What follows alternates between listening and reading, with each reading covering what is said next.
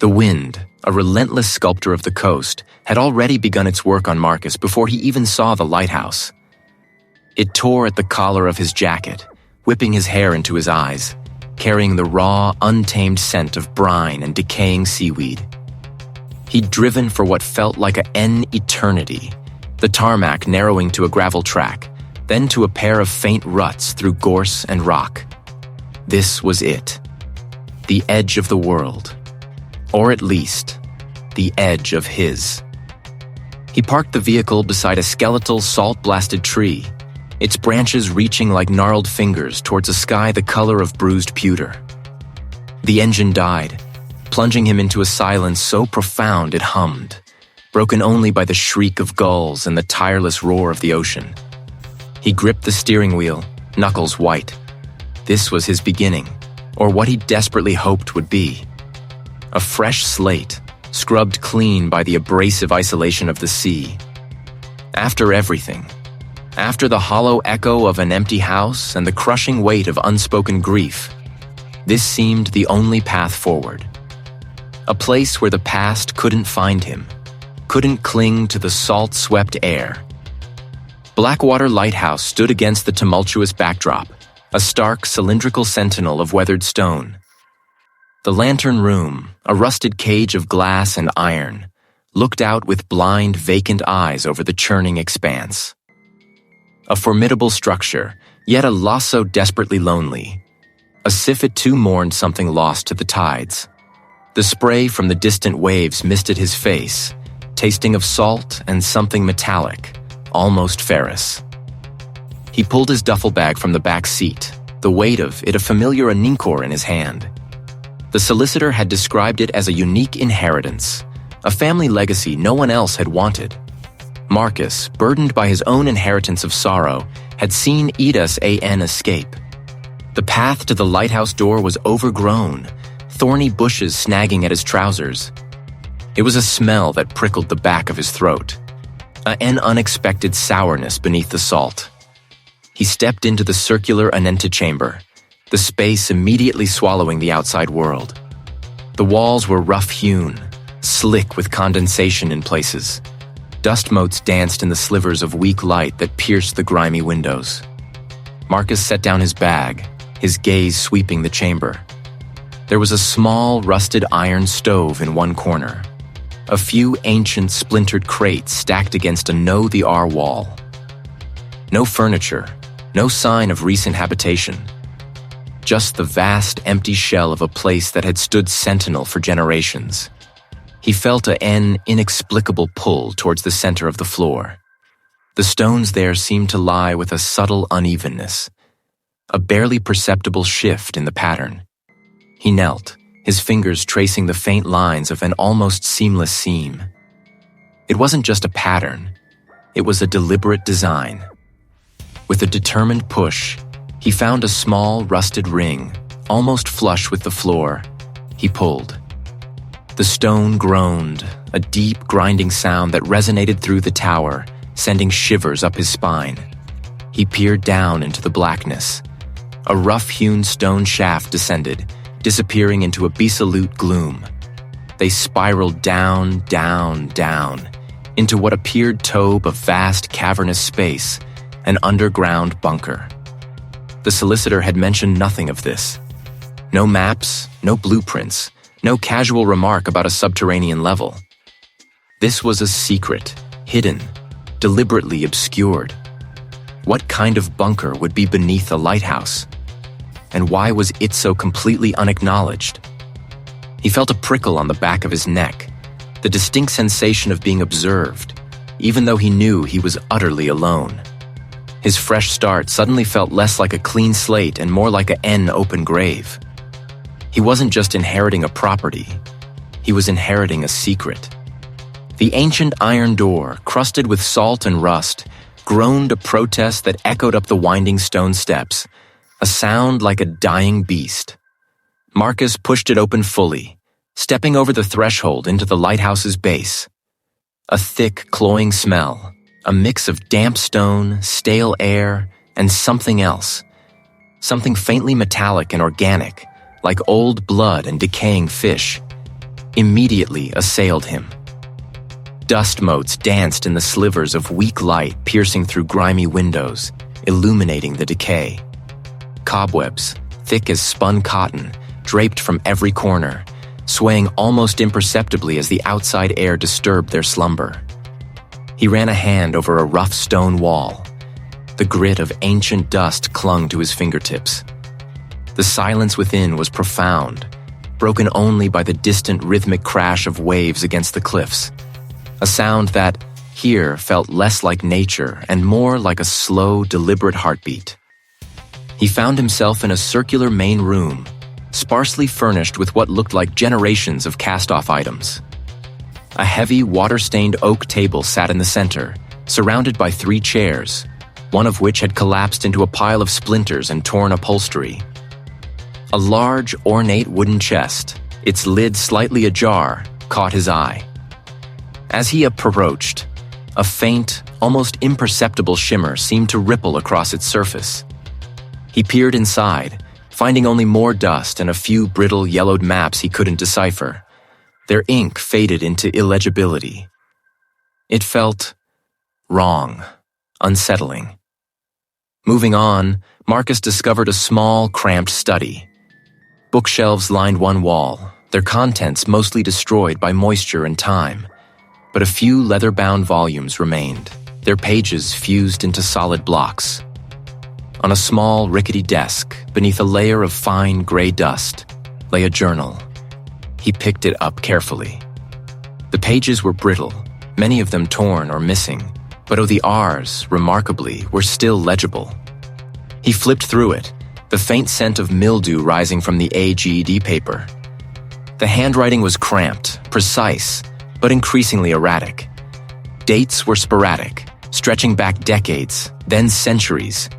He found an N entry. October 14th. The cycle strang the NS. The pull from the deep grows restless. The burden of the pact, his father's burden, now his, and soon his son's. The bloodline is bound. Marcus felt a prickle on his skin. The pact? The bloodline?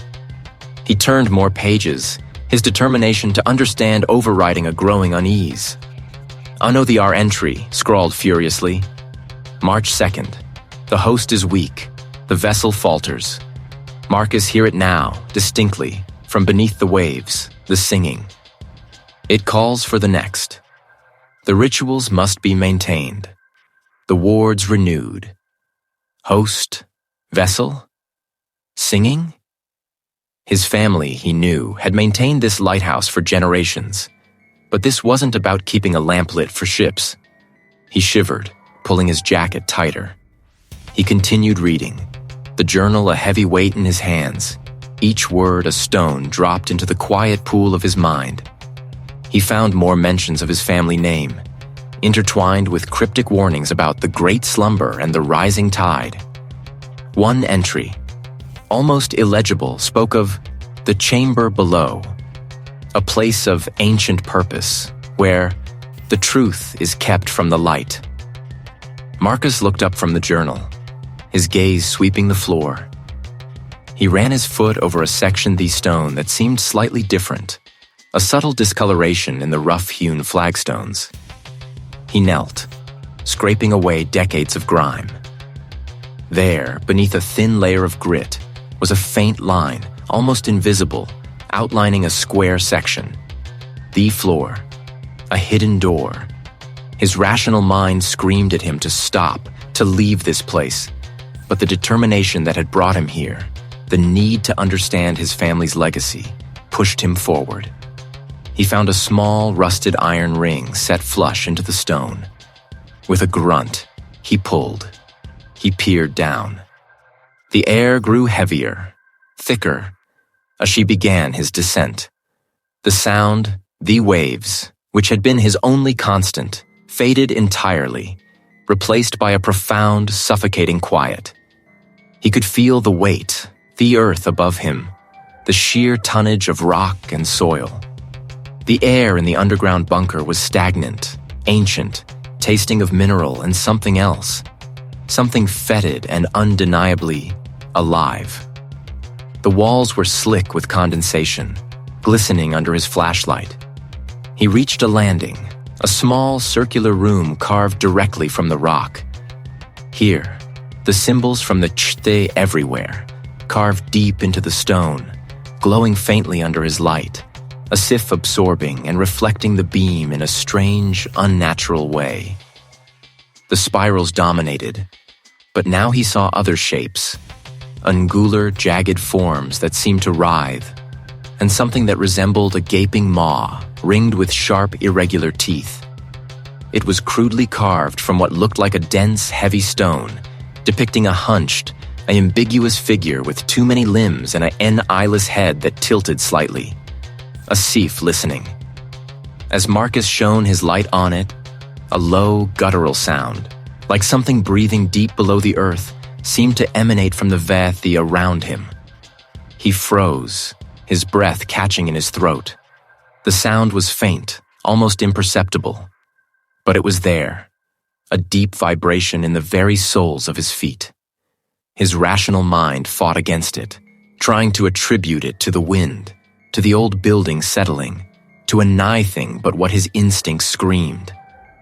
Then, the flashlight flickered, once, twice, plunging the bunker into momentary, absolute blackness before sputtering back to life. This was no mere draft. This was no trick-thee light. This was a presence, malevolent and ancient, and it was watching him. Marcus ran his foot over the discolored flagstone, the rough texture catching the sole of his boot. Hissed, fingers tracing the faint line he'd uncovered. A subtle incision in the ancient rock. It was the natural fissure. The line was too deliberate, too straight, forming a segment of a larger, almost imperceptible pattern. Scraping away more ingrained grime with a stray pebble, he followed the faint outline, his breath catching a sit curved, then met a no the R, forming the unmistakable corner of a hidden panel. The journal's cryptic entries, filled with talk of hidden depths and ancestral burdens, echoed in his mind. He wasn't just inheriting a structure, he was inheriting a secret. Driven by a relentless curiosity that warred with a prickling unease, Marcus searched for a seam, a latch, a nigh thing to suggest entry. His fingers scraped against the cold stone, finding only rough, unyielding surfaces. He pushed, he pulled, he tested every inch the outline section. Frustration tightened his jaw. He stood, stepping back to gain perspective, and then, almost by accident, his gaze fell upon a small, intricate carving etched into the stone wall nearby, obscured by years of salt spray and neglect. It depicted a stylized wave, curling around a single, unblinking eye. Beneath it, a small, almost invisible indentation, barely the size of his thumb, he pre-hissed. A low, grinding rumble like a groan from the earth itself, vibbed through the floor. Dust, thick and acrid, billowed from the seams, the hidden death a final, resonant thunk. A section, the floor, perhaps 3 feet square, slowly depressed and then slid inward, revealing a gaping black maw beneath. A gust of stale, earthy air, heavy with the scent of damp rock and something indefinably ancient, rose to meet him. Torch in hand, Marcus peered into the darkness. The beam swallowed almost instant they'll to shiver, not from the chill, but from the prothence of isolate the opening evoked. This wasn't just a cellar. This felt like a burial. This was the Unden bunker the family journal hinted at, a place of profound secrecy. Outside, the the R had begun to turn. A fierce coastal storm, brewing on the horizon for days, finally broke upon the headland. The lighthouse shuddered under the assault. Marcus could hear the distant, thunderous roar of waves crashing against the cliffs, a sound that grew louder and more violent with each passing minute. Even within the insulated depths, the bunker, the wind howled like a banshee through the upper lee lighthouse, a tormented shriek that somehow still permeated the thick rock above him, a constant, unsettling lament. He imagined the spray lashing against the lantern room, the entire structure a defiant sentinel against the ocean's fury. He was cut off, the only connection to the world above the thin thread-these storm-lashed landline, likely already severed. Water seeped from the ceiling in places, forming slow, rhythmic thee. It sounded unnaturally loud in the vast emptiness. As he moved deeper, his torch beam danced over shelves carved into thek, holding tarnished brass instruments, rusted chains, and bundles of what the like dried, brittle seaweed. A faint, persistent scraping sound began, barely audible over the storm's distant roar, like something dragging across the stone floor just beyond the reach of his light. He stopped, holding his sath, straining to hear. It ceased. Marcus told himself it was the wind, the settling the ancient rock, the tricks of an isolated mind. But then, a subtle movement caught his eye. His heart began a frantic, irregular rhythm against his ribs. He pressed on, determined to uncover the bunker's full extent. The scraping sound returned, closer this time, accompanied by a soft, wet slide the ring, as if something heavy and viscous was being pulled across the floor. He froze again, his senses screaming. The air grew heavy, thick with a coppery scent that made his stomach clench. He swept his light around, his breath ragged. A faint bioluminescent glow, like embers deep underwater, pulsed once, twice, then winked out. It was too fleeting, too ambiguous to be real. Yet the image seared itself into his mind. Marcus's boot scraped the discolored flagstone, the rough grit catching as she traced the faint incision. It wasn't just a crack in ancient rock, but a deliberate cut, forming a segment of a larger, unsettling geometry. He knelt, fingers pressing along the cold, damp line, feeling its precise, unwavering path. The air in the Baesthi lighthouse felt heavier, colder, laden with the scent of salt and something else, some the metallic and forgotten. He worked for hours, a grim determination seizing him. Each removed piece of stone revealed more thee pattern, a spiraling design that eventually converged on a central point. Beneath a heavy, moss-encrusted slab, he finally found it. A iron ring, almost completely consumed by rust, recessed in tiny stone. With a grunt, Marcus hooked his fingers through the corroded metal and pulled. The stend, a sound like a old tomb oa, and then slowly, begrudgingly, the stennelled down into a underground bunker. The walls were rough-hewn rock, slick with nensation, and the floor was a mix of packed earth and scattered debris, rusted tools, fragments of rotten wood, and what looked like old, petrified floor. The space was vast, larger than he'd anticipated, and its gloom seemed to swallow the light of his lantern. He moved slowly, the beam dahas over crude carvings etched into the stone walls. They depicted swirling currents, monstrous tentacled shapes and figures, faceless and gathering something to the deep. These stoneair decorations, they were warnings, or perhaps instructions. There, set into the floor, was a circular well, its rim covered in a thick, slimy layer of green, a algae and white salt crust heap or bois visible. Marcus pafloored the edge, the lantern's light failing to penetrate the inky blackness below. He dropped a small stone. It fell for a long, unsettling time before a faint, distant splash echoed up, swallowed almost immediately by the immense depth. The water below felt vast, connected to something immeasurable. It wasn't just water. It was the ocean itself, reaching up from unfathomable depths. He spent the rest of the day in the bunker, his mind whirlwind of unease and morbid fascination. He found no other doors, no scrolls, no journals, just the carvings and the theeless well. That night, Marcus's sleep was a tormented landscape of vivid, disturbing dreams. He found himself standing on a precipice, the wind tearing at Hyothes, but it was not the familiar wind-thea coast. This was a wind from below, carrying the scent of primordial brine and decawasifwasar to sound, not with his ears, but deep via his skull. A low, resonant thrum, like a leviathan's heartbeat, echoing from unimaginable depths, as a call, a summons, filled with an ancient hunger. He felt his own will dissolving, his body a mere shell, his coniousness was drawa-retched, pulled. He woke with a gasp, his body slick with sweat, the thrumming still a-cane his bones. He tried to shake off the dream, to dismiss it as the product of an overactive imagination fueled by the eerie bunker.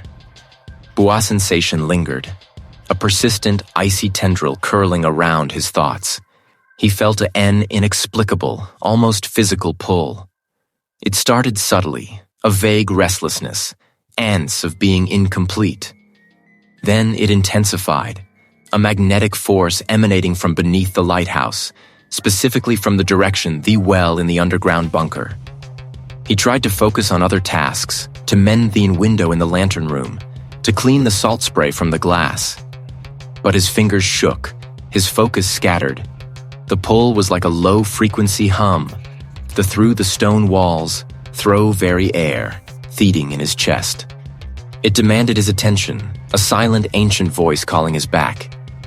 He felt a profound sense of recognition, as if this pull was not new, but something deeply ingrained, a legic stoned down through generations. The ocean outside seemed to roar with a new hungry voice. The lighthouse, once a symbol of solitude and Peter felt like a cage, holding his back from an inevitable, terrifying rewa. The Lurthi deep was too strong, too ancient to resist. It enfound him. Alt, fingers pressing along the cold, damp line, feeling its precise, unwavering depth. This wasn't erosion. It was purpose. A shiver, colder than the stone, traced its way up his spine. His breath plumed in the stale air, the lighthouse base. He followed the line, a Piwasa RC, lighthouse know the R, then a know the R, forming what looked like a half-buried sigil, or perhaps a keyhole rendered in stone. Histoneath a faint ridge, barely perceptible, where the flagstone seemed to meet its twin. He pressed harder, a dull thud echoing back. It wasn't simply mortared. There was a give there resistant hereth his full weight, and the stone shifted, grating against something unseen. A faint, earthy scent, like disturbed soil and stagnant water, it up. He fumbled for the edge, finding a narrow gap where the stone had dropped fractionally. He braced his shoulders, grunting with effort, and lifted. The F-stone, impossibly heavy, rose with a deep groan of ancient mechanics. No ladder, no steps, just a sheer, rough-hewn drop. The earthy scent intensified, now layered with some the stone-cloying sweetness, like decaying flowers and a sharp metallic tang. He retrieved his powerful lantern his pack. The rungs were thick, iron, encrusted with what looked like dried salt and rust.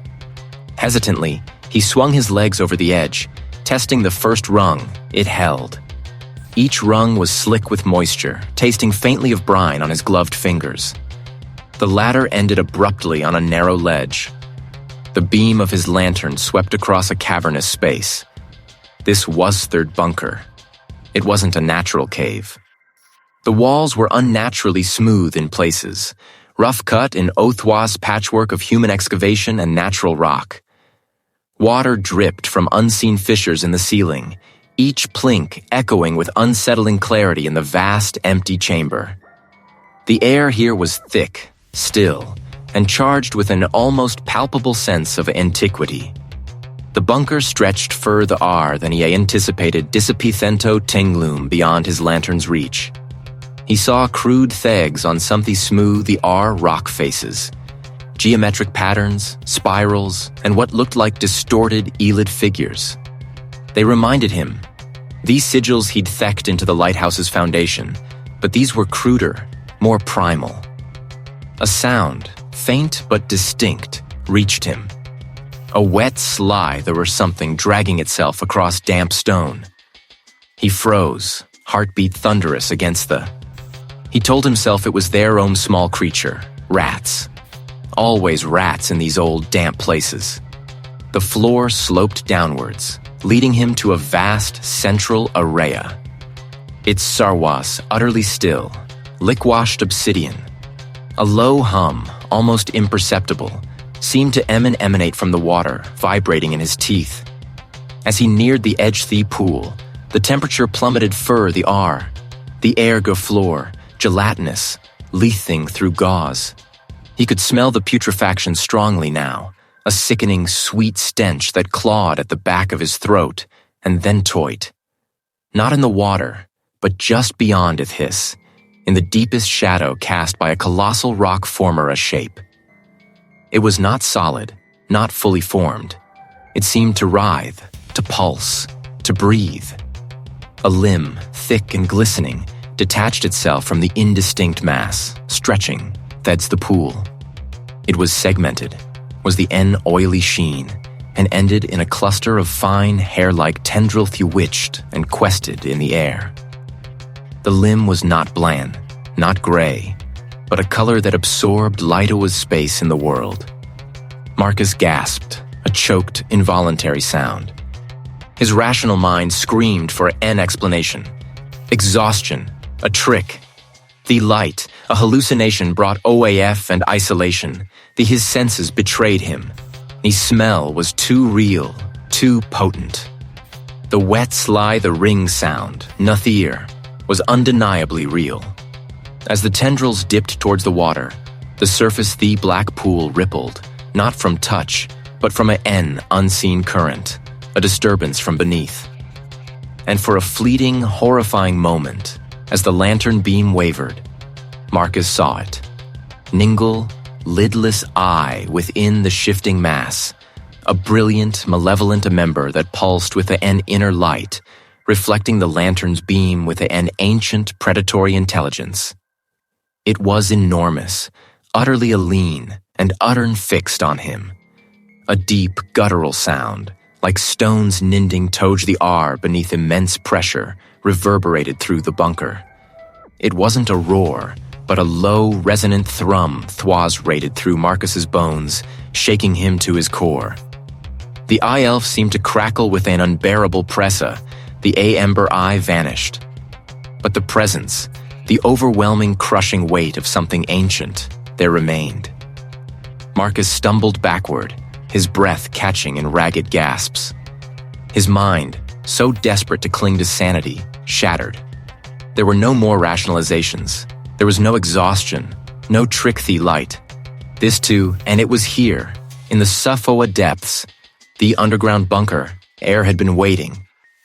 For him, the cold, precise cut in the flagstone theirself into Marcus's mind, a physical imprint of an unsettling truth. He had pulled Wasson back a sif burned, the rough grit-thee rock still clinging to his fingertips. It wasn't Thion, not a natural fissure. It was deliberate, a scar on the earth, hinting at something ancient and pro-the wrong. A tremor, not the earth but of his own making, ran through him. Panic, a cold, sharp blade began to carve at his underground bunker, the Baswas lighthouse, the salt-laced wind suddenly feeling less bracing and more insidious.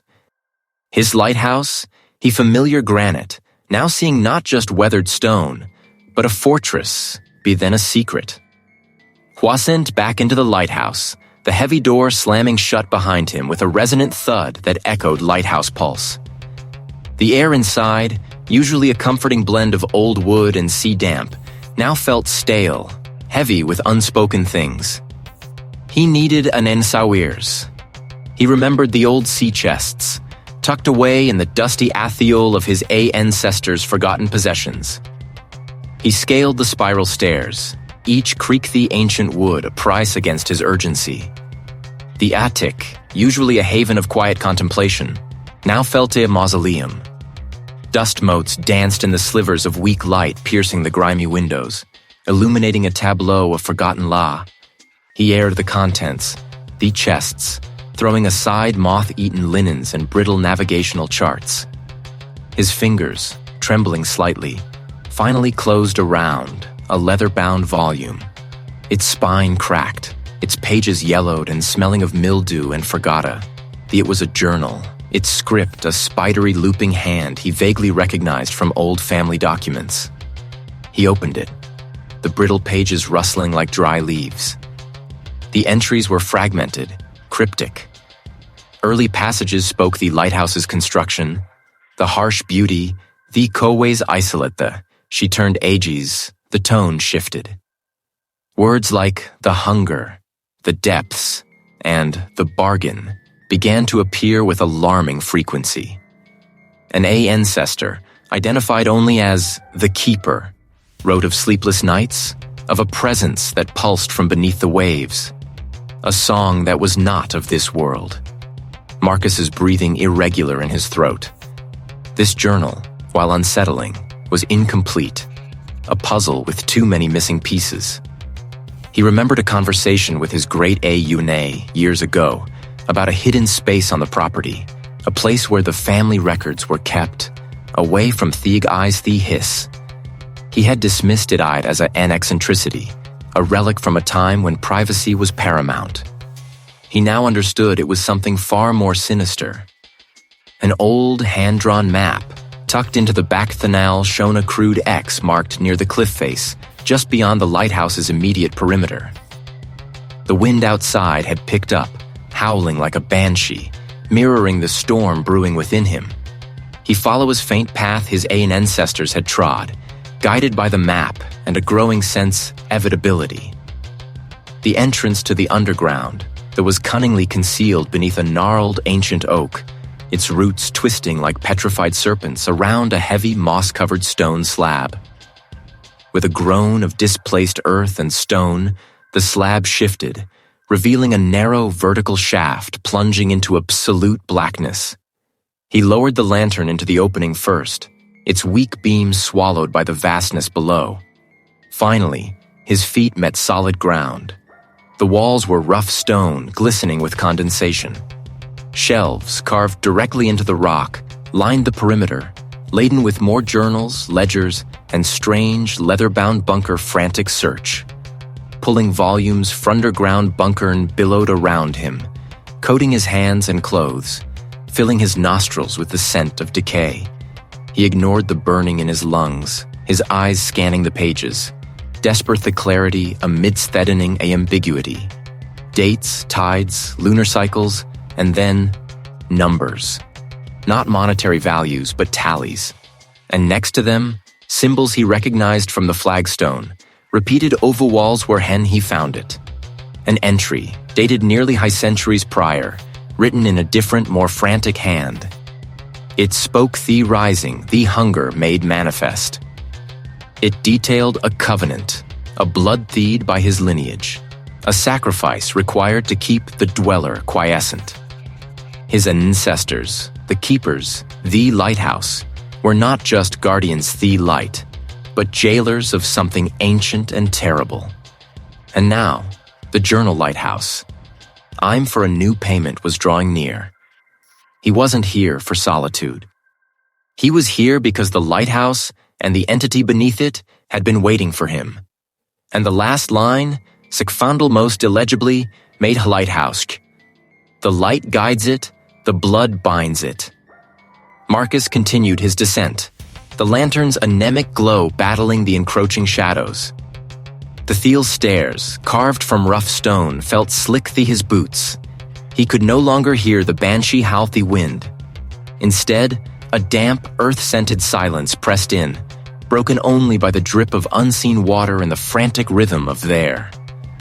The faint path his ancestors had trod was less a visible trail and more a deep-seated intuition, a morbid pull towards the sea his buried beneath the lighthouse. He reached a landing, not to the Tom, but a recessed rock outed in thick, ancient cobwebs that Shimalite housed in lace. A heavy, iron-banded door, encrusted with rust, blocked the way. Marcus pressed against it. He squeezed through the narrow opening, the door hissing shut behind him with a final, resonant thud. He was inside the underground bunker. The lantern beam cut through the absolute blackness, revealing a low-ceilinged chamber. The walls were rough-hewn stone, weeping with condensation, and the floor was packed earth, littered with debris. It was larger than he'd anticipated, a forgotten crypt beneath his inherited home. A table, crudely fashioned from salvaged wood, stood in the center, its surface obscured by a thick layer of dust and what looked like yellowed papers. Shelves lined one wall, empty save for a few rusted tools and a stack of leather-bound volumes. Marcus thid twassel, his footsteps muffled by the dust. He held the lantern high, its light dancing over the papers. They web-bunker-old, methet the edges. With a tentative hand, he brushed underground bunker-reeling faded ink and a familiar Scorthea's family's walls.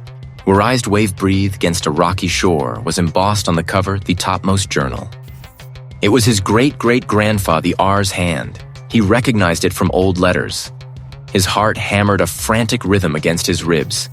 He picked up the journal, the leather surprisingly supple despite its age. The first entries were derivations about the R, repairs to the lighthouse, the loneliness of their isolated life. Then, the tone shifted. He turned wasage, his fing ambling. The lighthouse erratic, more desperate. Father speaks the pact. A duty, he calls it.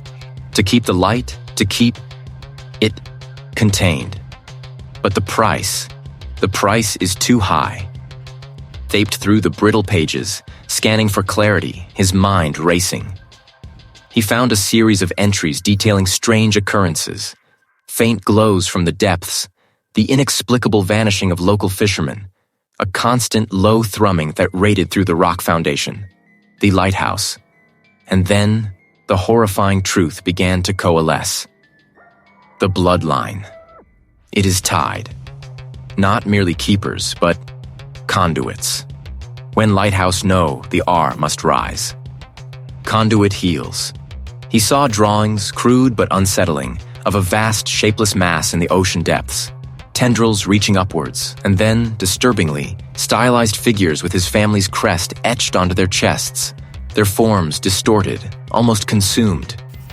He found a Know the R document, the thick parchment, rolled and tifunda faded ribbon.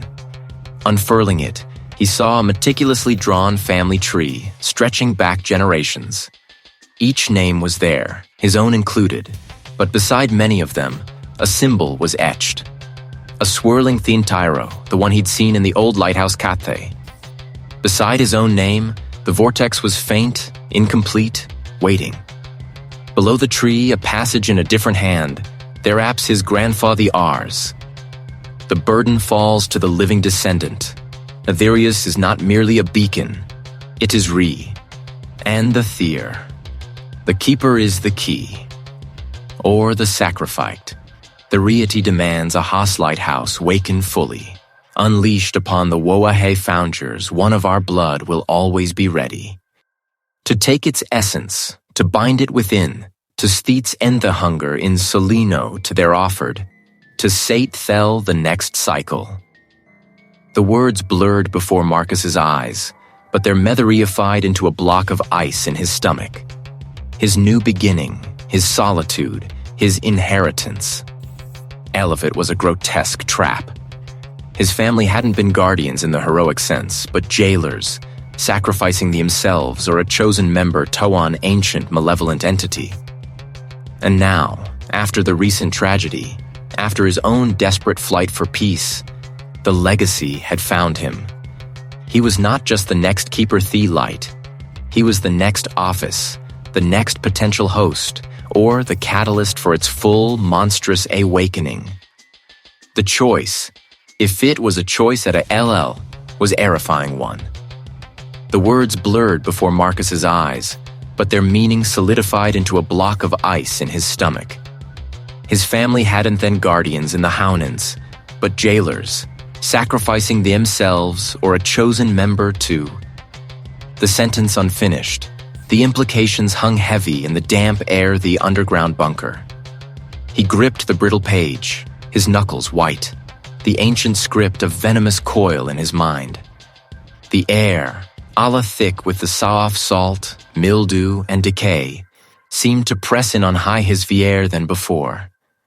He was deep with the hebunker, a labyrinth of rough-hewn stone and rusting metal, far beneath the lighthouse.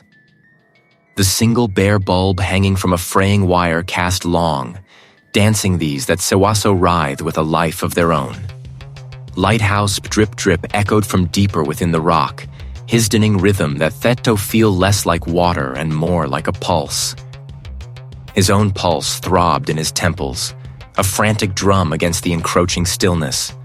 A low hum began, barely perceptible at first, vibrating not in the air, but in his teeth, his bones. It felt Leah ground itself was singing a dark, tuneless song. He pressed to bunkered his ear. But the sound was underground equancy only he could perceive, a resonant thrum that sunderground bunkery moorings of his Thernwist just the hisser's decay.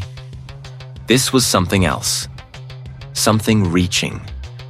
Taught a language he recognized. Yuwas understoa insidious, sent office she's coalescing into the famil their deceased partner, murmuring endearments, then twisting them into accusations. Itheld have saved him. It hissed wast mago. Marcus squeezed my eyes shut, shaking my head, trying to dislodge the phantom sound. He knew it wasn't real, but the conviction in the spectral voice was so potent, so laced with the raw grief that still clung to him, it felt like a fresh wound. A opened his eyes. The bunker had subtly changed. The stone walls uptear, the rough texture rippling like disturbed Wathint. Phosphorescent glow emanated from the cracks Batahe blocks, pulsing with the same rhythm as the hum in his bones. He saw her then, standing in the far corner, a translucent figure, shimmery wasn't-teat haze. Her eyes, filled with an ancient, bottomless despair that was not her own, fixed on him. He remembered the arguments, the moments, the patience, the times he'd chosen work over Kanthi. Each memory was a mimplified, distorted, twisted into a monstrous testament to his failures. He wasn't just numbering, he was reliving them, but through a hissef prawasantushing self-loathing that wasn't entirely his own. A wave of vertigo washed over him. The floor seemed to tilt, and the very concept of up and down blurred. The stone felt like wet flesh Benethisa. They were this his hand? Stone these his thoughts? A profound sense of displacement began to settle. A terrifying sensation of his own identity fraying at the Edgahe entity wasn't merely showing him visions. It was triophaint's mantle him. A feel of pressure building, not external, but deep within his beyond eyes. As if something vast and formless was trying to expand within the confines of his own mind. He felt it probing, testing, seeking purchase, a foreign consciousness attempting to graft itself onto his own. It was a violation far more intimate and terrifying than his hissical a sound Therestine. Think his thoughts to his very essence. He closed his eyes, agawa senching his jaw, focusing on the simple, undeniable truth of his owas. Marcus. He repeated it, a silent mantra against the rising tide of invading thoughts. But even Stone Onion, a label that no longer quite fit the rapidly shifty-scape of his inner world. The hum intensified, a runurant now, threatening to swaz way every aninkar of his being. He could feel will bending, stretching, a thin membrane against his imaginable force. His determination, though still burnin' the a candle flame against a gale. Hishi opened his Eown underground bunker had subtly changed. It wasn't a grand, overt transformation, but a creeping, insidious shift in perception. The rough-hewn stone walls, grievously juop and cold, now seemed to pulse with a faint internal light, a sickly greenish luminescence that made the air itself feel thick and viscous. The scent of brine and decaying elgay, always present, etherified, curdling into something sharp and metallic, like old blood mixed with seawater. He could taste it on his tongue, a bitter film that clung to the roof of his mouth. A low thrum resonated through the floor, vibrating up through the soles of his boots. A sound that wasn't quite a hum, not quite a groan, but something deeper, more ancient, is the grinding of thaw, there it's far beneath the earth. It was the lighthouse's haisat, he realized, or perhaps the heart of something far older, far more terrible, that the lighthouse myths served to contain.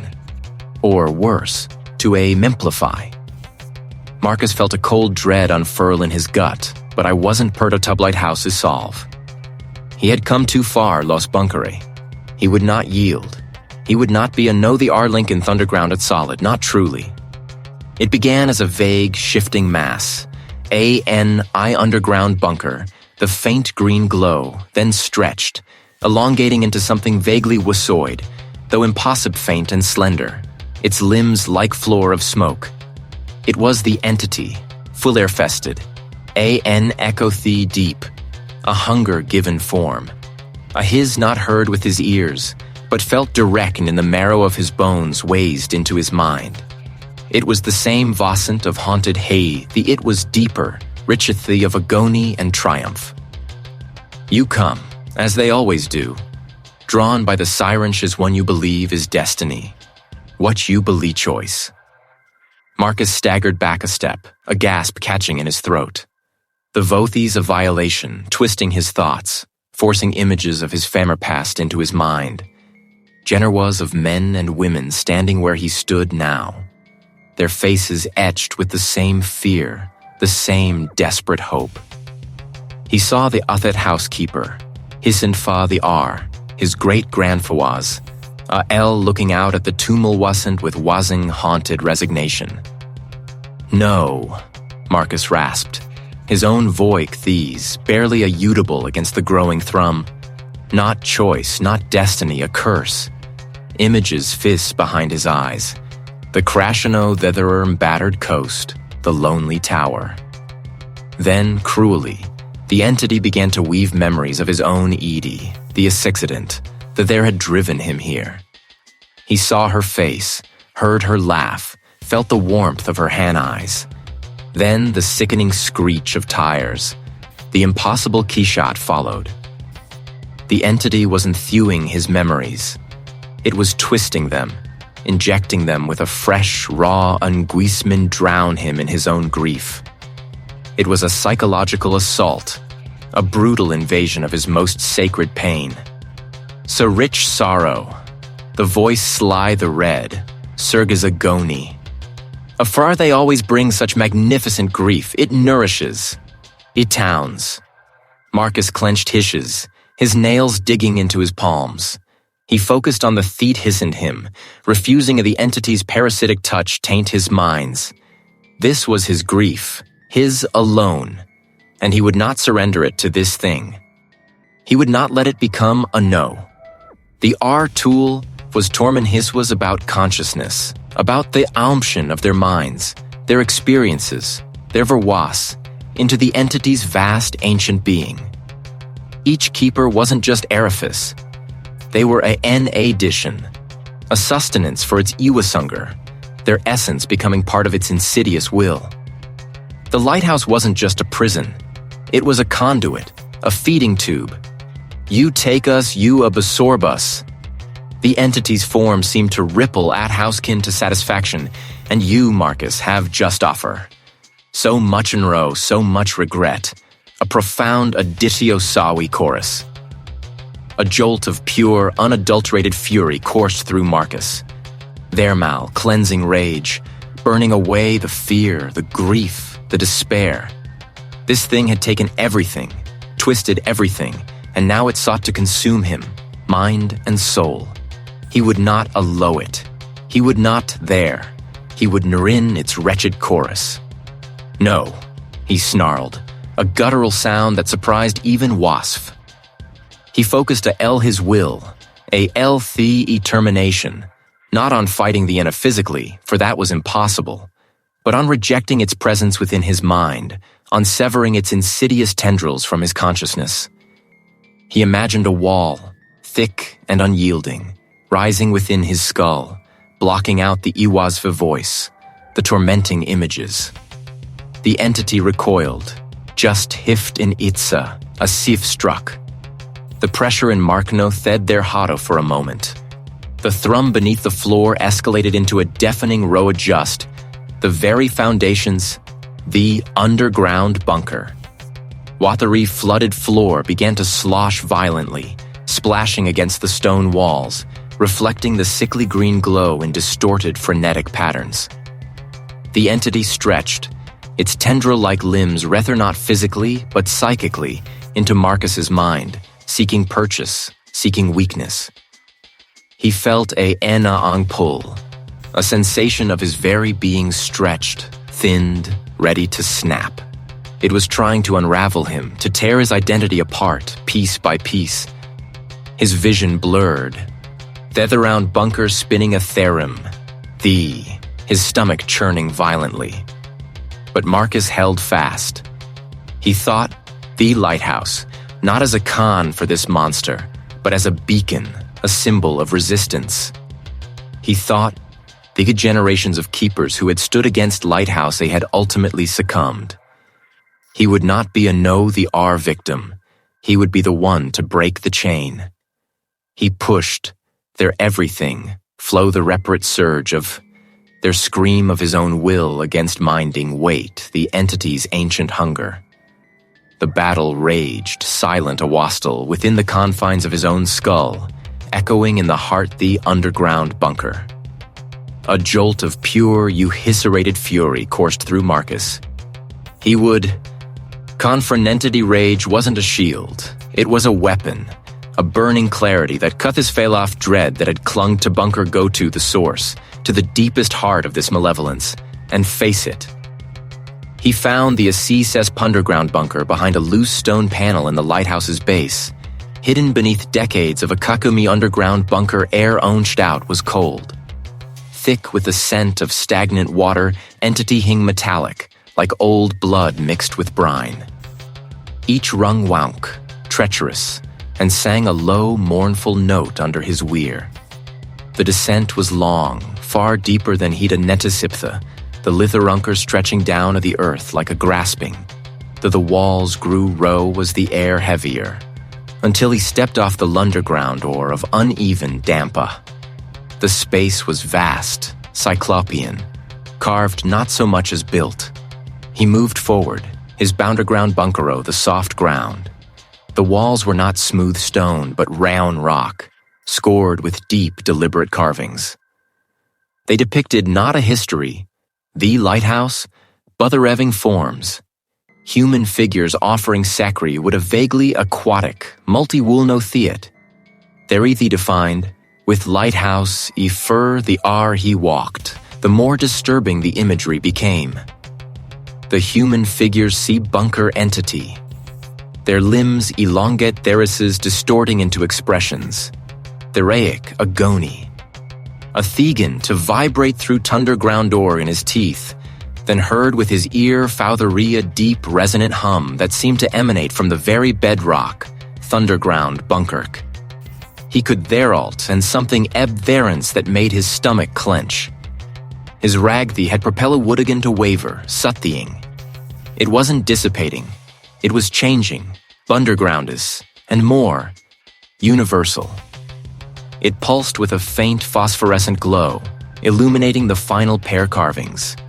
Here, the entity was fully underground bunkery deep, its tendrils reaching out, not to consume, but to embrace a human figure. And the figure, Marcus Reelahis the Theg Lurch, wasn't struggling. It was welcoming the embrace. Its face, though style is scent of uncanny resemblance to the faded portraits Ofra ancestors in the lighthouse's study. Welcome Marairu have returned. He there lantern swinging wildly, casting chaotic light across the terrifying tabble to wasn't just a pact of sacrifice. It was a hiss of succession. The keepers weren't just guard, were vessels. The entity didn't just dend tribute. It demanded lineage. A continuous presence walls were eaves, a mind to perceive, to guide its infiltheo he suddenly understood, was his own defiance. It was its final push, a surge of overwhelming will to break down the last vestiges of his self, to make him receptive. The hiss was soothed, his yearning for a new begin. There'll been carefully cultivated, a fertile ground for the entity's insidious grow entity. Umming intensified, shaking the vice sound beneath him. The phosphant glow from Wassant's slab brightened, casting an unearthly blue light that swallowed the dim glow of his lantern. Was felt a pressure building, thenderes. A sensation of vastness expanding within his skew eye tried to fight it. To scream, but sound escaped his throat. His limbs felt heavy, rooted to the spot. The ligazone to prison, Marcus, it is an extension. And you are its mind, Wasses, its voice. And Vissa fainted, not from tears, eyes the sudden lighthouse influx of knowledge, of memory that wasn't this own. He saw generations of his family, standing theentern room, they entitied on the horizon, but into the depths, their minds connected, their purpose singular. He saw the waves not as chaotic forces, just deliberate movements, currents guided by an hissin will. The rage, once so fitha dissolved into a profound, terrifying calm. It wasn't surrender, it was integration. A sense of belonging, ancient and absolute, settled over him. His eyes, Marcus realized, were no longer his own. He felt the light on him, every stone, every beam, every pane of glass, a sand extension of his own body. It was a beacon, an invitation. A silent there rest song lighthouse epiths, echoing the promise, the pentateeing its unbroken legacy. A dista feltina yesnya on the horizon, received the rhythmic sweep Thisset House's beam. Just the lighthouse doing its job, guiding them home. But within its heart, high above the crashing waves and deep within the underground stone, New Keeper had awakened lighthouse on the endless hungry expanse. These the deep had embraced him, and he, in turn, embraced the deep. Theo noun was wasa felt wasn't bunker. The underground, saw there underger ound bunker there.